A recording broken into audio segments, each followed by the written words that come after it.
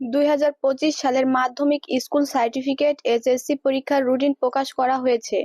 আগামী বছরের 10ই এপ্রিল বাংলা প্রথম পত্র দিয়ে এই পরীক্ষা শুরু হবে। বৃহস্পতিবার 12ই ডিসেম্বর আন্তঃশিক্ষা বোর্ড পরীক্ষার নিয়ন্ত্রক কমিটি এই সূচি প্রকাশ করেছেন। এ বছরের এসএসসি ও সমমানের পরীক্ষা পূর্ণমান এবং পূর্ণ সময়ে অনুষ্ঠিত হবে। আগামী 10ই এপ্রিল থেকে এসএসসি শুরু হওয়া পরীক্ষা চলবে 8ই মে পর্যন্ত। তৃতীয় পরীক্ষা হবে নির্ধারিত তারিখে সকাল 10টা থেকে দুপুর 1টা পর্যন্ত।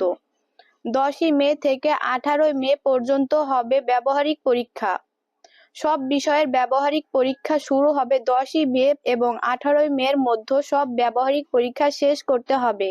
পরীক্ষার্থীরা কেন্দ্রে সাধারণ সায়েন্টিফিক ক্যালকুলেটর ব্যবহার করতে পারবেন। কেন্দ্র সচিব ছাড়া পরীক্ষা কেন্দ্রে অন্য কেউ মোবাইল ব্যবহার করতে পারবে না।